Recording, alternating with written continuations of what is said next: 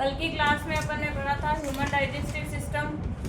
Human digestive system के 2 parts बताए थे मैंने आप लोगों को। कौन कौन से थे? एलिमेंट्री कैनाल और डाइजेस्टिव सिस्टम। एलिमेंट्री कैनाल क्या होती है मैम? जिससे ना फूड अपन इनटेक करते हैं, मतलब फूड बॉडी के अंदर जाता जो है। फूड जिन जिन ऑर्गन के थ्रू पास होता है, ठीक है। और जो ऐसे डाइजेस्टिव ग्लैंड्स है वो क्या करती है? डाइजेस्ट करते हैं फूड सिंपल को। फॉर्म में सिंपल बनाती फॉर्म है। कॉम्प्लेक्स सब्सटेंसेस से सिंपल फॉर्म में कन्वर्ट करते डाइजेस्टिव ग्लैंड्स फूड को डाइजेस्ट करने में हेल्प करती है। एक्चुअल में फूड जो है इनके थ्रू पास नहीं होता, ठीक है, ग्लैंड्स के थ्रू पास नहीं होता, लेकिन ये क्या करती है? फूड के डाइजेशन में हेल्प करती है। उसके बाद मैंने बकल कैविटी के बारे में बताया था आप लोगों को, सलाइवा के बारे में बता दिया था। सलाइवा क्या होता है? वो फूड को, जो फूड को ना इजीली सोलो करने में हेल्प करता है। ठीक है। और जो फूड का फिजिकल डाइजेशन है वो उसमें कौन हेल्प करता है? कल मैंने 2-3 क्वेश्चन बताए। वो टीथ। और केमिकल डाइजेशन में कौन हेल्प करता है? हम डाइजेस्टिव ही हो गया। डाइजेशन। हाँ, तो टंग क्या करती है? सलाइव मतलब उसमें टेस्ट बर्ड होती है, टंग में टेस्ट भी उससे डिटेक्ट करते हैं अपन। सेलेवरी ग्लैंड्स भी प्रेजेंट होती है ना। तो ये सारा बता दिया था आप लोगों को। अब है डाइजेशन ऑफ फूड। बीच बीच में जो डाइजेस्टिव ग्लैंड है उनका सिक्रीशन है वो सब इसके अंदर बीच में ही इंक्लूड हो जाएगा, ठीक है। Digestion of food.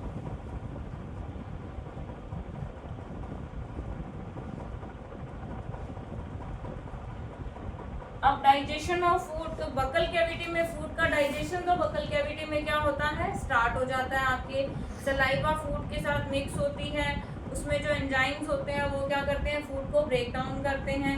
हो गया क्लियर? तो आप लोगों को कल ही बता दिया था। तो अब देखो buccal cavity, digestion of food, हमने कहा कि फूड का डाइजेशन बकल कैविटी में स्टार्ट हो जाता है। तो बकल कैविटी में होता क्या है?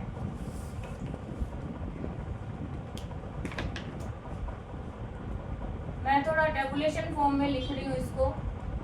इन बकल कैविटी, तो बकल कैविटी में क्या होता है? फूड जो होता है उसका मेस्टिकेशन होता है, ठीक है। बकल कैविटी में, क्योंकि फूड हम कहाँ लेंगे? बकल कैविटी में ही लेंगे। खाना खाते हैं तो मुंह में ही जाएगा, मुंह में रख डालते हैं अपन, ठीक है।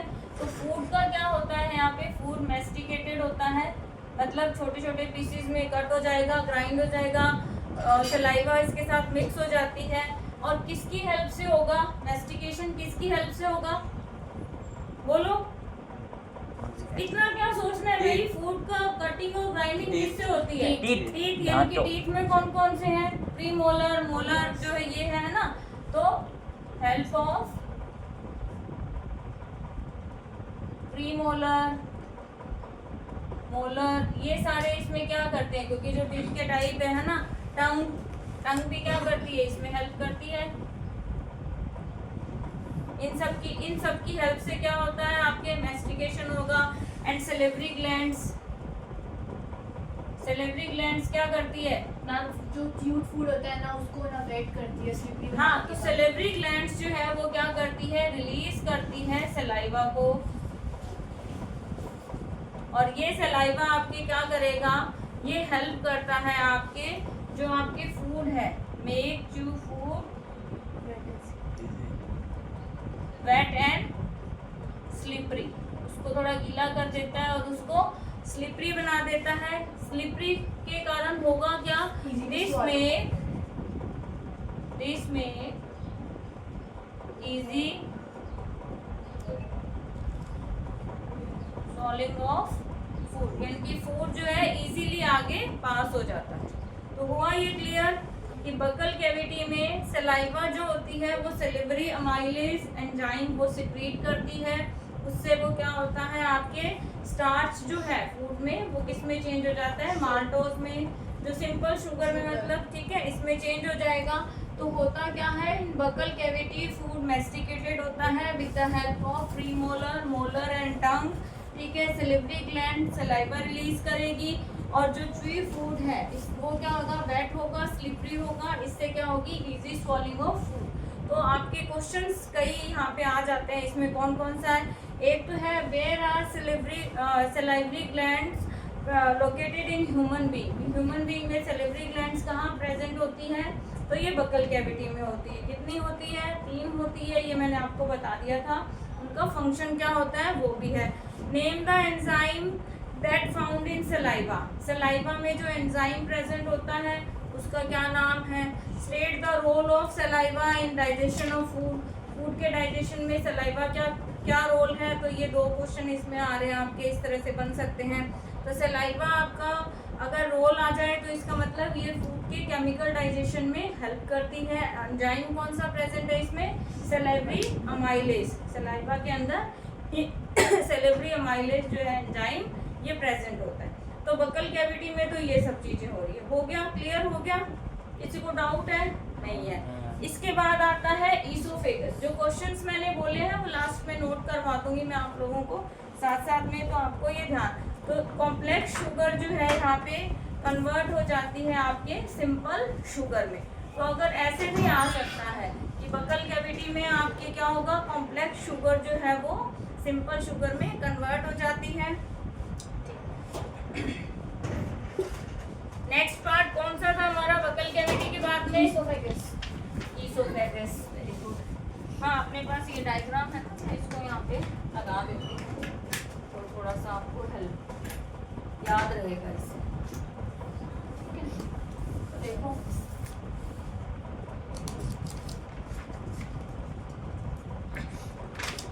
ईसोफेगस। तो ये बुक के पेजेस जो है ना ये बार बार टर्न मत करो, नोट्स जो है वो सारे आपको मिल जाएंगे, बंद कर दो इनको।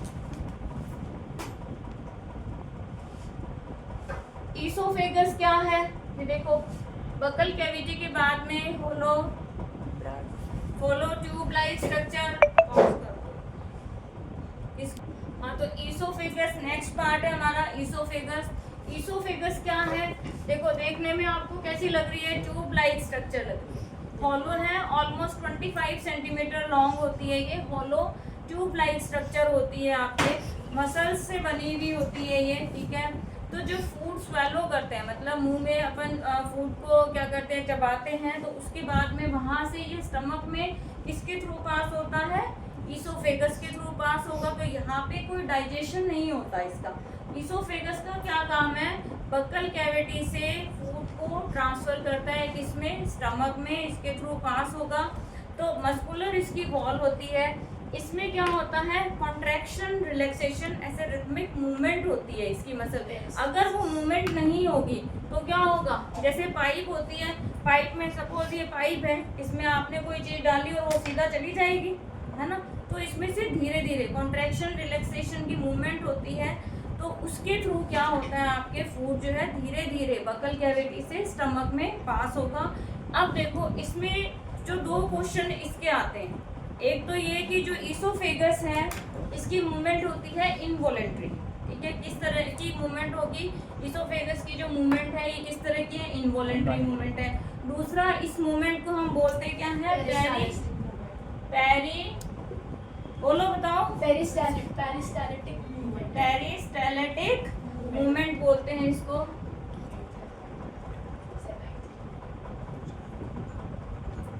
इनवॉलेंट्री का मतलब क्या चीज, इनवॉलेंट्री का एक आप इनवॉलेंट्री जो हमारे कंट्रोल में नहीं है, हाँ ठीक है, याद नहीं आ रहा कोई बात नहीं। तो ये ध्यान रखना कि अगर वो पूछे कि ईसोफेगस की मूवमेंट किस तरह की है, वॉलेंट्री और इनवॉलेंट्री, तो वो होती है इनवॉलेंट्री मूवमेंट। और इस मूवमेंट को हम बोलते क्या है, पेरिस्टालिटिक मूवमेंट बोलते हैं इसको। ठीक है, तो ईसोफेगस से फूड कहाँ जाएगा, स्टमक में। वापिस से मैं एक बार रिकॉल करती हूँ, बकल कैविटी, बकल कैविटी से आपके बकल कैविटी में फूड क्या होता है, मैस्टिकेटेड होता है, टीथ, टंग और सैलिवरी ग्लैंड की हेल्प से सलाइवा मिक्स हो जाएगा, वेट और स्लिपरी हो जाएगा, वहाँ से फिर वो ईसोफेगस के थ्रू कहाँ ट्रांसफर होता है, आपके कहाँ जाएगा, स्टमक में। और ईसोफेगस में कॉन्ट्रैक्शन रिलैक्सेशन की मूवमेंट होगी, मस्कुलर वॉल होती है इसकी। ठीक है, कोई डाइजेशन नहीं होता यहाँ पे सिर्फ, और यहाँ से फिर इसकी जो मूवमेंट है वो इनवॉलेंट्री टाइप की मूवमेंट है, और मूवमेंट को हम बोलते क्या है, पेरिस्टालिटिक मूवमेंट बोलते हैं। क्लियर हो गया सबको। नेक्स्ट पार्ट जो है वो हमारा क्या आएगा, स्टमक।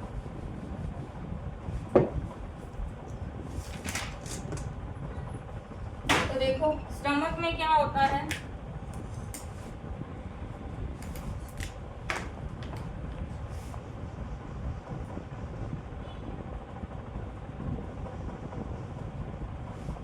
स्टमक देखो सबसे सबसे पहली चीज तो है ये जो एलिमेंट्री कैनाल है, जो हमने स्टार्टिंग में जब इसको दो पार्ट में डिवाइड किया था, एलिमेंट्री कैनाल एंड दूसरा क्या था डाइजेस्टिव ग्लैंड। तो एलिमेंट्री कैनाल का सबसे वाइडेस्ट पार्ट है ये, ठीक है। स्टमक जे शेप स्ट्रक्चर है, ये देखो ये जो आपको स्ट्रक्चर दिखाई दे रही है यहाँ से ये। अब इसमें आपको मैं बता रही हूँ, देखो बिलो डायफ्राम पूरा अगर हम इसका ह्यूमन की स्ट्रक्चर देखेंगे तो डायफ्राम एक मस्कुलर फ्लैप लाइक स्ट्रक्चर होती है, तो डायफ्राम के बिलो होगा ये। अब इसमें देखो ध्यान से देखना, दो पार्ट है इसमें भी, मतलब दो पार्ट में डिवाइड। जैसे एक पार्ट तो देखो स्टमक का ईसोफेगस स्टमक से कनेक्ट हो रही है, ठीक है। दूसरा जो है आपके स्टमक का पार्ट जो आपके स्मॉल इंटेस्टाइन से कनेक्ट हो रहा है। ये मैं आप लोगों को थोड़ा सा इसको टेबुलर और डिवाइड कर करके बता रही हूँ कि अगर कोई क्वेश्चन इस तरह से आ जाता है तो एमसीक्यू में क्वेश्चंस किसी भी तरह से आप लोगों के आ सकते हैं। तो स्टमक जो है लाइज बिलो डायफ्राम। डायफ्राम क्या होता है बताओ? मस्कुलर फ्लैप लाइक स्ट्रक्चर, ठीक है। डायफ्राम के बारे में भी अपन पढ़ेंगे।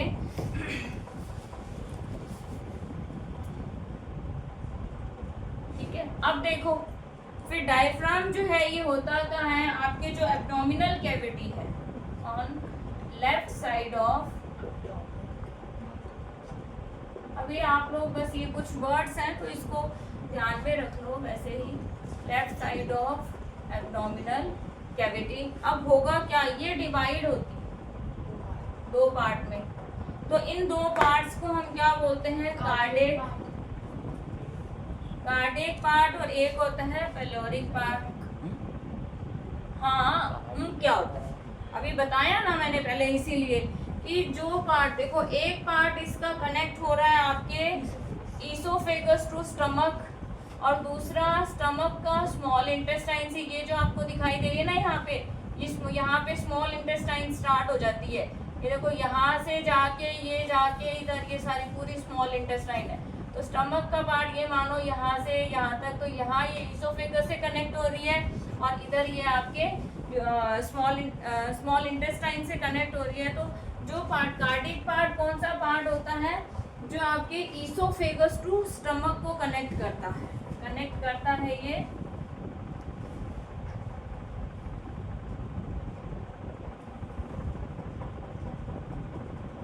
ईसोफेगस टू स्टमक, ठीक है। और जो पेलोरिक पार्ट है ये आपके क्या करता है, कनेक्ट करता है ये स्टमक टू, बताओ, स्मॉल इंटेस्टाइन का भी देखो, स्मॉल इंटेस्टाइन के भी फिर आगे पार्ट्स है। तो स्मॉल इंटेस्टाइन का जो फर्स्ट पार्ट है जिसको हम बोलते हैं ड्यूोडेनम, ठीक है। तो स्मॉल स्टमक टू ड्यूोडेनम, तो ये स्मॉल इंटेस्टाइन का ही पार्ट है, ठीक है। First part of small intestine, ये याद रखना। तो अब देखो जो कार्डिक पार्ट है तो ये क्या करती है, फूड पास होता है ईसोफेगस टू स्टमक, किसके थ्रू जाएगा, इस पार्ट के थ्रू जाएगा। तो यहाँ पे आ गया, तो ये चीज हो गई क्लियर आपको, इसमें किसी को डाउट है? नहीं है।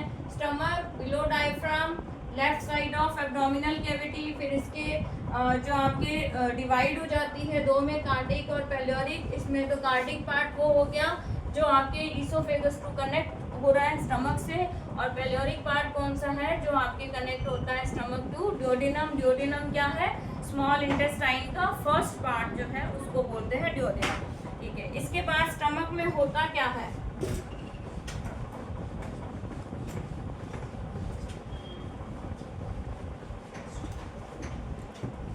अब देखो, अब अपन ने जो ग्लैंड्स की बात की थी, कौन कौन सी थी उसमें, सराइटिक ग्लैंड, गैस्ट्रिक ग्लैंड, हाँ लिवर, यस, हाँ पिट्यूटरी ग्लैंड, जिसका मैंने नाम भी नहीं लिया अभी, है ना, पिट्यूटरी ग्लैंड, गैस्ट्रिक ग्लैंड बताया था ना। तो जो गैस्ट्रिक ग्लैंड होती है वो कहाँ प्रेजेंट होती है, स्टमक में प्रेजेंट होती है। तो स्टमक है गैस्ट्रिक ग्लैंड,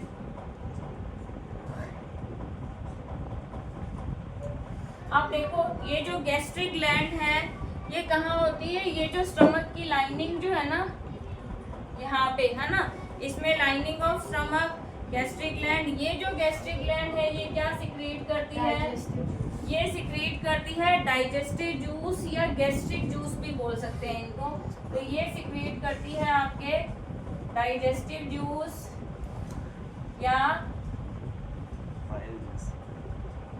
बाइल जूस। अभी नहीं आएगा और बाइल जूस उसमें नहीं है, ऐसे तुक्के मत मारा करो, चुपचाप सुना करो कभी। तो स्टमक जो है उसमें होती है gastric gland, gastric gland secrete करती है डाइजेस्टिव जूस या इसको हम बोलते हैं गैस्ट्रिक जूस। तो गैस्ट्रिक जूस जो होता है ना, अब इस पे क्वेश्चन आता है आप लोगों के, गैस्ट्रिक जूस जो है ये कैसा होता है, क्लियर एंड एसिडिक। ये होता है आपके एसिडिक नेचर का होता है, क्लियर होता है। हो गया, क्वेश्चन एक यही बन जाएगा इसका, ये डाइजेस्टिव जूस जो है वो किस तरह का होता है, तो क्लियर या एसिडिक किस है ना, क्या नेचर है। अब देखो ये जो गैस्ट्रिक जूस है ना, तो ये क्या कंटेन करता है,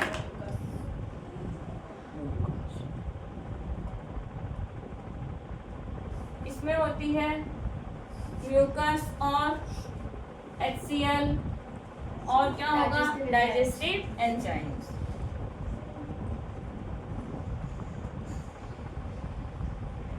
अब देखो तो डाइजेस्टिव जूस जो है clear acidic contain mucus HCl and digestive enzyme. HCl means hydrochloric acid, इसका नाम आप लोगों ने पढ़ा है। तो म्यूकस जो होती है इसका क्या फंक्शन होता है, तो ये स्टमक की जो लाइनिंग यहाँ पे जैसे ये स्टमक वाला पार्ट है, तो इसके अंदर एक लाइनिंग होती है, एक कवरिंग बनाती है।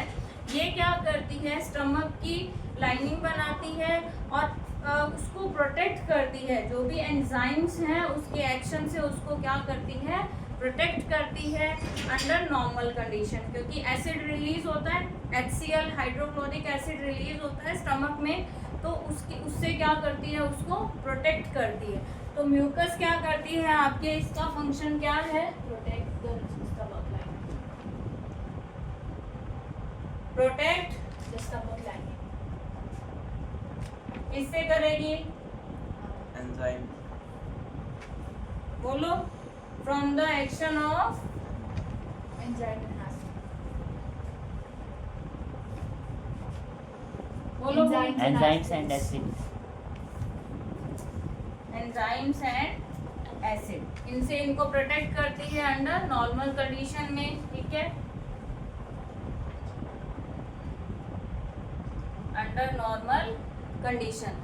तो हम ये कह सकते हैं ये किसकी जैसे काम करती है, और एक लुब्रिकेंट की जैसे काम करती है। लुब्रिकेंट क्या करता है, जैसे चीज़ों को स्मूथ भी बनाता है, तो ये लुब्रिकेंट की तरह काम करती है, ठीक है। हो गया, क्लियर हो गया ये। इसमें भी एक क्वेश्चन आता है, what will happen if mucus is not secreted. अगर म्यूकस सिक्रेट नहीं होगा तो क्या होगा, बताओ। डाइजेस्ट नहीं होगा, फूड डाइजेस्ट क्यों नहीं होगा, लॉजिक बताओ अगर तुमने बोला है तो। मैंने क्या बताया था, देखो किसी का फंक्शन क्या होता है, जो वो काम कर रही है, हमने कहा कि अगर ऐसा नहीं हुआ, ये एब्सेंट होगी तो वो वाला वर्क नहीं होगा। तो म्यूकस का क्या काम है कि स्टमक की लाइनिंग को प्रोटेक्ट करती है ये। तो अगर म्यूकस का सिक्रीशन नहीं होगा तो ये क्या करेगा, जो स्टमक की वॉल है वो इरोज हो जाएगी, अंदर वाली जो साइड है उसकी, उसमें इरोजन हो जाएगा एक तरह से, जिससे आपके अल्सर फॉर्मेशन हो जाती है ना, और आपकी क्या करती है, एसिडिटी भी कॉज करती है ये सारा। अल्सर मतलब छोटे छोटे उसमें क्या होते हैं, ऐसे क्या बोल सकते हैं उसको अपन, मतलब थोड़ा ब्लड उसमें से रिलीज होने लगता है थोड़ा थोड़ा ना, तो इस तरह से होगा, अल्सर फॉर्मेशन हो जाती है इसमें। तो HCl अगर म्यूकस, तो ये क्वेश्चन आता है बहुत बार, what will happen if mucus is not secreted. तो अगर म्यूकस सिक्रेट नहीं होगा तो HCl इनकी जो हाइड्रोक्लोरिक एसिड है ये इरोज कर देगा the inner lining of the stomach, और जिसके कारण क्या होता है, अल्सर फॉर्मेशन हो जाती है आपके in the stomach and causes of acidity, और एसिडिटी भी बहुत ज़्यादा रहती है। तो उसमें अगर किसी पर्सन को अल्सर की प्रॉब्लम हो जाती है, तो बिल्कुल वो जो स्पाइसी फूड वगैरह बिल्कुल नहीं खा सकते हैं, बॉइल्ड फूड ही उनको खाना पड़ता है। और भी बहुत सारी प्रॉब्लम होती है, लेकिन अपना इतनी डिटेल सिलेबस में है।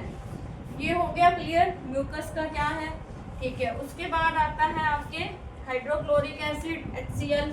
HCl के बारे में तो आप लोगों ने सुना ही है, एक बार इसको मैं हाथ से हटा रही हूँ। तो HCl जो है इसका क्या फंक्शन है, HCl का फंक्शन क्या है? देखो हम जब भी फूड खाते हैं या है ना फूड का इंटेक करते हैं, तो उसके साथ बहुत सारे फॉरेन पार्टिकल यानी कि बैक्टीरिया वगैरह भी उसके साथ एंटर होते रहते हैं एवरी टाइम। तो HCl का क्या फंक्शन है? Kill the bacteria enter with the food. तो पहला फंक्शन तो इसका क्या है? किल द बैक्टीरिया, बोलो थोड़ा सा। that enters with the food, हाँ along with the food. जब बोलना होता है, जब तो बोलते नहीं हो, ऐसे तुम बहुत शोर मचाते हो। That enter with Food along with food, food के साथ जो एंटर होते हैं। सेकंड इसका फंक्शन क्या है? HCl का फंक्शन बहुत बार पूछा जाता है। ये जो आपके गैस्ट्रिक जूस है ना, इसमें 2-3 क्वेश्चन बनते हैं, ठीक है। सारे क्वेश्चन बताऊंगी मैं।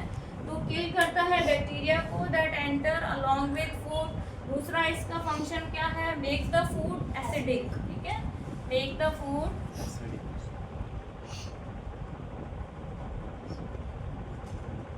फूड को क्या करता है? ये एसिडिक बनाता है। इससे होगा क्या? जिससे ये जो एसिडिक बनेगा ना, इससे to promote the action of enzyme. कौन से एंजाइम के एक्शन को प्रमोट करेगा ये बताओ? Pepsin, to promote the action of enzyme pepsin. ये याद रखना, क्योंकि एंजाइम, ये जो पेप्सिन एंजाइम है, ये सिर्फ और सिर्फ HCl की प्रेजेंस में ही एक्टिव होता है। अगर HCl नहीं होगा तो ये एंजाइम एक्टिव नहीं होगा, ठीक है, ये ध्यान रखना। उसके बाद में आता है फूड को ये क्या करता है? सॉफ्ट भी बनाएगा, और आपके HCl जो है ये स्टॉप करता है action of saliva. Make food soft and HCl stop करता है action of enzyme saliva.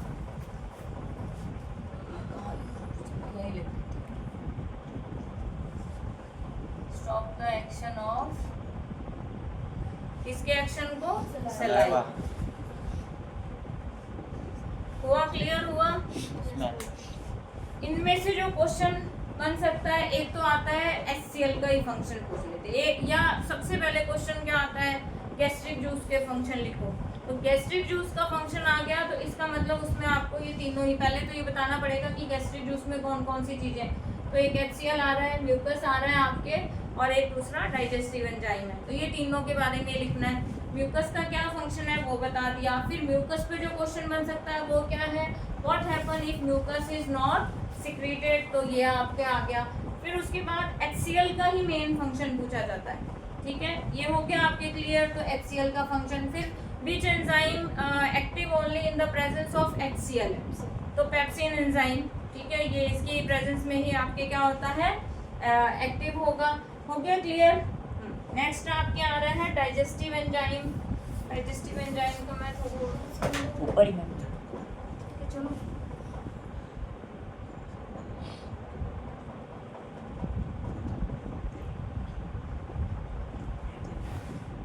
Digestive enzymes जो हैं, तो डाइजेस्टिव एंजाइम क्या करते हैं? प्रोटीन के डाइजेशन में हेल्प करते हैं। हेल्प्स इन द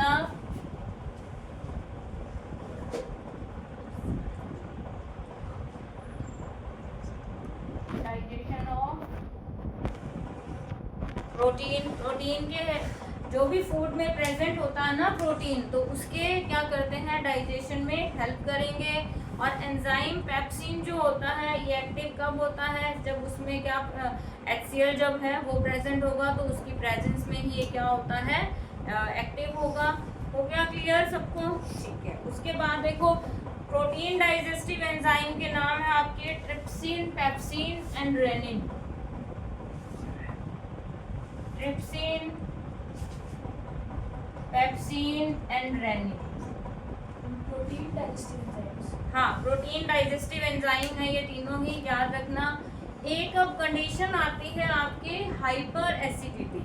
तो हाइपर एसिडिटी जो है या एसिडिटी जो हम बोलते हैं, जनरली हम बोलते हैं ना कि एसिडिटी हो गई, बहुत ज़्यादा स्पाइसी फूड खाने से एसिडिटी हो गई। तो हाइपर एसिडिटी क्या होती है?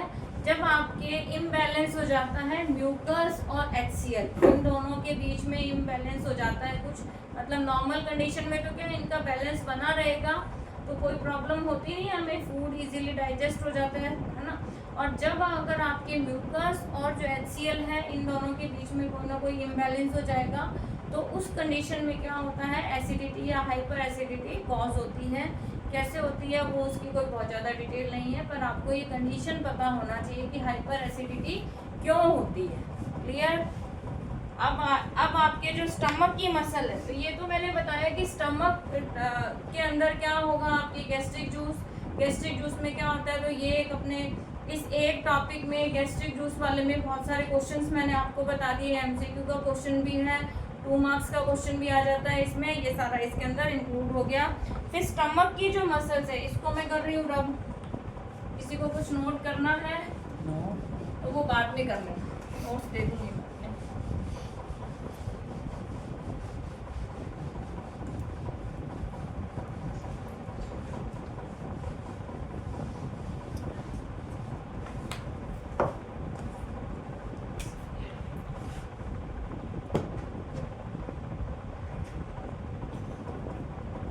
अब देखो स्टमक की जो मसल्स हैं ये क्या करती है, फूड को चर्न करती है गैस्ट्रिक जूस से। मतलब इसमें चर्न का मतलब उसको मिक्स करी और ज़्यादा छोटे छोटे पीसेस में ब्रेक कर देते हैं। फूड जो है ना एकदम मतलब बहुत ही ज़्यादा सॉफ्ट हो जाता है। तो चर्न करती है फूड को गैस्ट्रिक जूस की हेल्प से। मोस्टली फूड का जो डाइजेशन है वो आपके स्टमक में कंप्लीट हो जाता है। ठीक है, फिर उसके बाद में फिर यहाँ से ये कहाँ ट्रांसफ़र होता है, स्मॉल इंटेस्टाइन में। तो स्मॉल इंटेस्टाइन में तो मोस्टली फूड का डाइजेशन यहाँ हो जाएगा और यहाँ से फिर कहाँ जाएगा, स्मॉल इंटेस्टाइन में। तो स्टमक की जो मसल्स है, एक जो इसमें क्वेश्चन आता है, स्टमक की जो मसल्स है उसका नाम है स्पिंचर मसल। कई बार ये MCQ में पूछा जाता है, SPHINCCH। जैसे ईसोफेगस की जो मूवमेंट थी है ना, तो उसका अलग से नाम बताया था, पेरिस्टाल्टिक मूवमेंट। उसी तरह से स्टमक की जो मसल्स होती है उनको बोलते हैं स्पिंचर मसल्स, है ना। इन्हीं मसल्स की हेल्प से फूड जो है आगे फिर स्मॉल इंटेस्टाइन में ट्रांसफ़र हो जाता है। तो स्टमक की मसल्स क्या करती है, गैस्ट्रिक जूस की हेल्प से फूड को चर्न करती है। मोस्टली फूड का डाइजेशन हो जाता है यहाँ पे और फिर फूड यहाँ से ट्रांसफ़र होता है आपके स्मॉल इंटेस्टाइन में with the help of sphincter muscles of stomach, उनकी हेल्प से। नेक्स्ट पार्ट जो आपका आ रहा है वो है स्मॉल इंटेस्टाइन।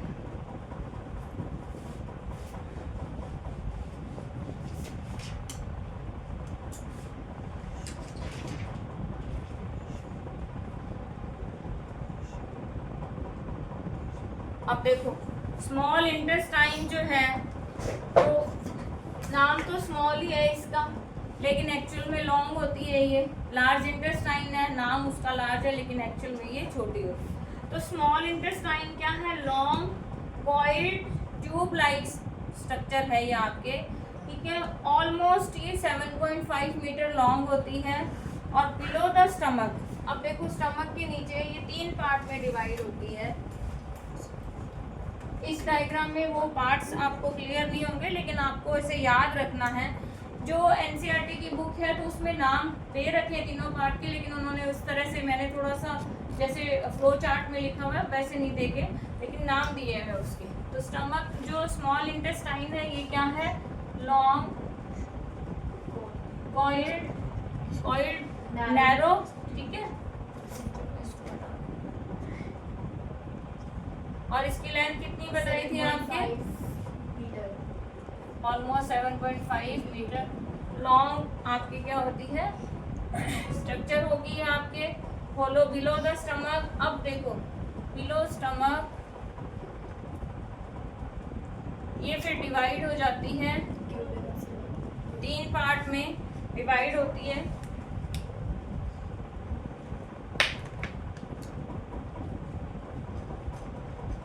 फर्स्ट पार्ट इसका क्या है, ड्यूोडेनम।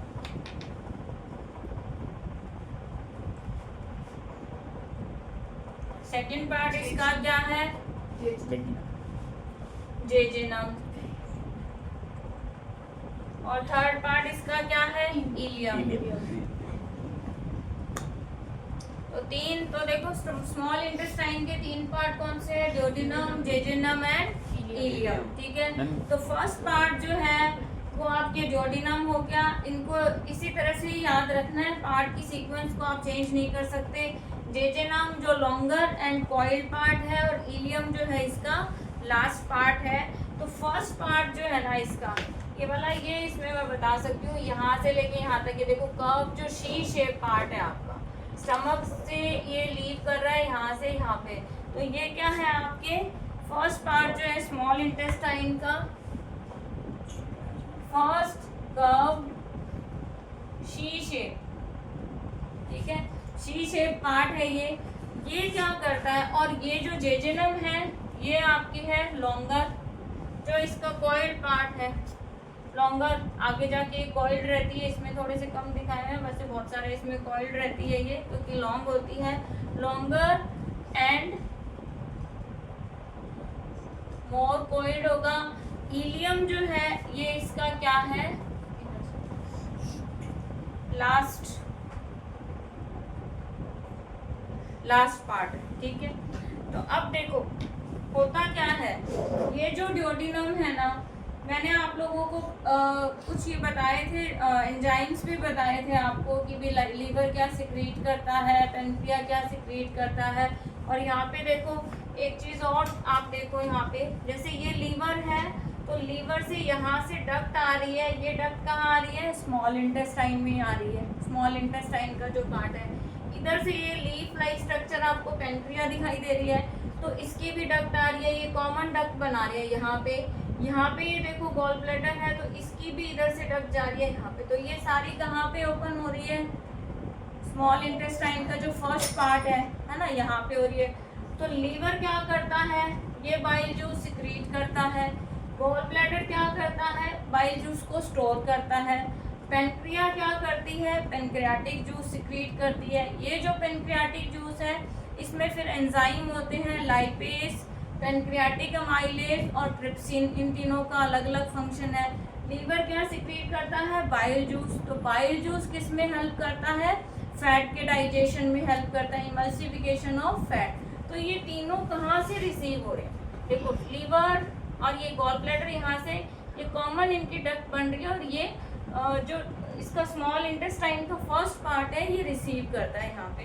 तो अब देखो आपके क्या होगा यहाँ पे, तो जो ड्यूोडेनम फर्स्ट पार्ट है इसका, ये रिसीव करता है बाइल जूस।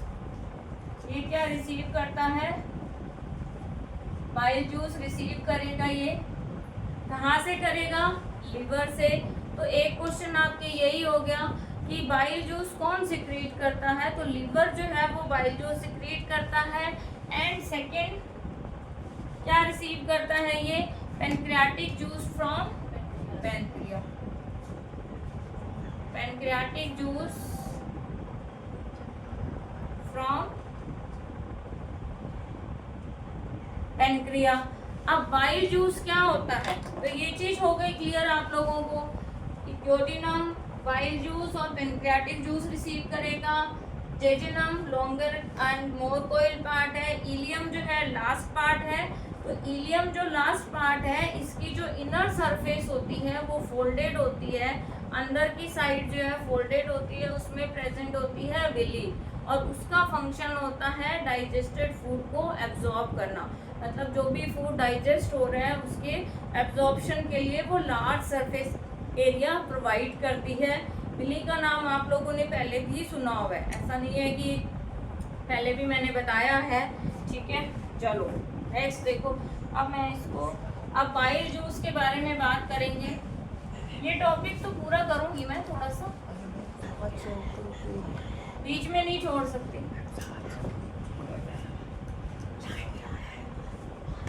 हाँ ठीक है।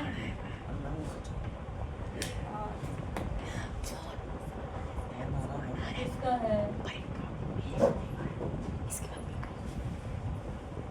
बाइल जूस जो है, इस पे भी शॉर्ट नोट कई बार आ जाता है। तो पहली चीज जो है, बाइल जूस जो है ये सिक्रीट कौन करता है? लीवर करता है। स्टोर कहाँ होता है? गॉल ब्लैडर में होता है। तो बाइल जूस जो है ये एल्केलाइन नेचर का होता है।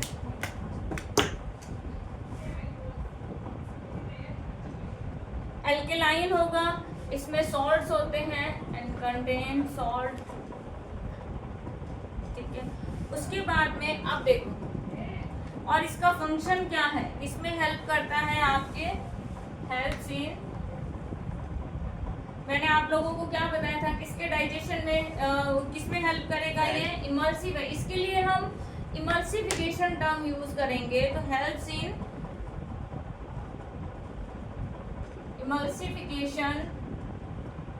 Emulsification of fat. इमल्सिफिकेशन या हम ये कह सकते हैं ब्रेक डाउन। तो जो फैट के बड़े बड़े ग्लोब्यूल्स होते हैं, इनको ये क्या करता है? छोटे ग्लोब्यूल्स में क्या करता है? चेंज कर देता है, ब्रेक डाउन कर देता है। तो इमल्सिफिकेशन ऑफ फैट यानी कि इन स्मॉल ग्लोब्यूल्स, या हम ये कह सकते हैं कि फैट को क्या करता है? स्मॉल ग्लोब्यूल्स में चेंज कर देता है। ये चीज ध्यान रखना, ये इम्पोर्टेंट है। बाइल जूस का रोल जो है ये इम्पोर्टेंट है। तो डाइजेशन नहीं लिख के यहाँ पे टर्म आप इमल्सिफिकेशन यूज करोगे कि बाइल जूस जो है फैट के इमल्सिफिकेशन में हेल्प करता है, या जो बड़े बड़े फैट के ग्लोब्यूल्स होते हैं उनको स्मॉल ग्लोब्यूल्स में चेंज कर देता है। उसके बाद आता है आपके पैनक्रियाटिक जूस। कौन कौन से एंजाइम्स बताए थे मैंने? पैनक्रियाटिक जूस में कौन कौन से एंजाइम मैंने बताया था ना? पैनक्रिया जो है लीफ लाइक स्ट्रक्चर होती है पैनक्रिया। तो वो कौन से एंजाइम ये क्या करती है? पैनक्रिया से याद रखो पैनक्रियाटिक जूस सिक्रीट करती है। तो पैनक्रियाटिक जूस में क्या होते हैं आपके? Digestive enzymes. कौन कौन से डाइजेस्टिव एंजाइम हैं बताओ? लाइपेज। और कौन सा है? बोलो जल्दी बोलो। पैनक्रियाटिक, पैनक्रिया से ही याद रखो, पैनक्रियाटिक अमाइलेज।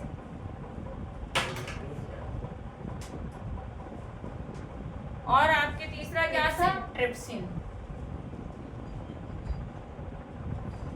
तो देखो जो लाइपेज है ये ब्रेक डाउन करता है आपके, ये जो यहाँ पे बाइल जूस ने जो फैट का इमल्सिफिकेशन किया था तो ये उसको ब्रेक डाउन करेगा। ब्रेक डाउन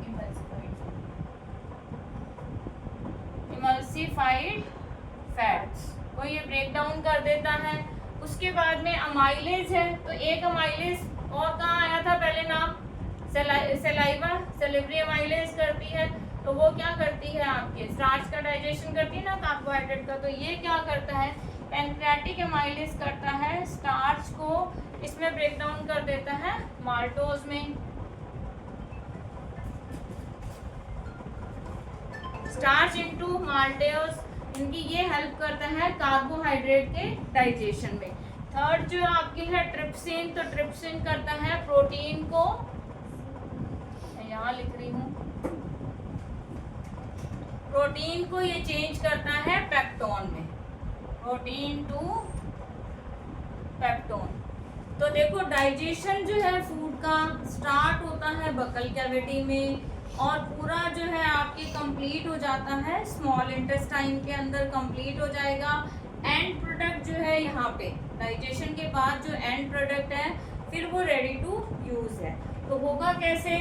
स्मॉल इंटेस्टाइन में, स्मॉल इंटेस्टाइन है क्या? लॉन्ग आपके नैरो स्ट्रक्चर है, 7.5 मीटर लॉन्ग कॉइल स्ट्रक्चर है। इसके फिर आपको पार्ट बताए थे, ड्यूोडेनम, जेजेनम, इलियम। ड्यूोडेनम जो इसका फर्स्ट पार्ट है कर्व शी शेप, जो जेजेनम है ये longer and more coil part है। इलियम जो सबसे लास्ट पार्ट है जो क्या करता है, इसकी इनर सरफेस फोल्डेड होती है, उसमें विली प्रेजेंट होती है जो फूड के एब्जॉर्प्शन के लिए लार्ज सरफेस एरिया प्रोवाइड करती है। जो फर्स्ट पार्ट है वो मैंने डायग्राम से भी आपको बताया था कि यहाँ से ये क्या रिसीव करेगा, पेनक्रियास से पेनक्रियाटिक जूस, और आपके लीवर जो बाइल जूस सिक्रीट करता है वो सारा ये रिसीव करेगा। तो बाइल जूस लीवर से, पेनक्रियाटिक जूस पेनक्रियास से। बाइल जूस का क्या काम है? पहली चीज़ तो एल्कलाइन नेचर का होता है, सॉल्ट्स होते हैं इसमें। ये क्या करता है? फैट का इमल्सिफिकेशन करता है, बिग फैट ग्लोब्यूल्स को स्मॉल फैट ग्लोब्यूल्स में चेंज करेगा। उसके बाद में पेनक्रियाटिक जूस है तो उसमें डाइजेस्टिव एंजाइम बताए थे, lipase, pancreatic amylase and trypsin. तो लाइपेज क्या करता है? जो इमल्सिफाइड फैट थी उसको क्या करता है, फिर उसका ब्रेक डाउन करेगा। जो अमाइलेज है, पेनक्रियाटिक अमाइलेज, स्टार्च को माल्टोज में यानी कि कार्बोहाइड्रेट के डाइजेशन में ये हेल्प करेगा कंप्लीट। और उसके बाद ट्रिप्सिन जो है ये प्रोटीन को पेप्टोन में। तो यहाँ पे डाइजेशन फूड का कंप्लीट हो जाता है, end product ready to use है। कल की क्लास में अपन जो फूड का डाइजेशन हो गया, अब उसका स्मॉल इंटेस्टाइन में एब्जॉर्प्शन कैसे होता है वो सारा पार्ट हम कल की क्लास में कंप्लीट करेंगे। ठीक है, थैंक यू।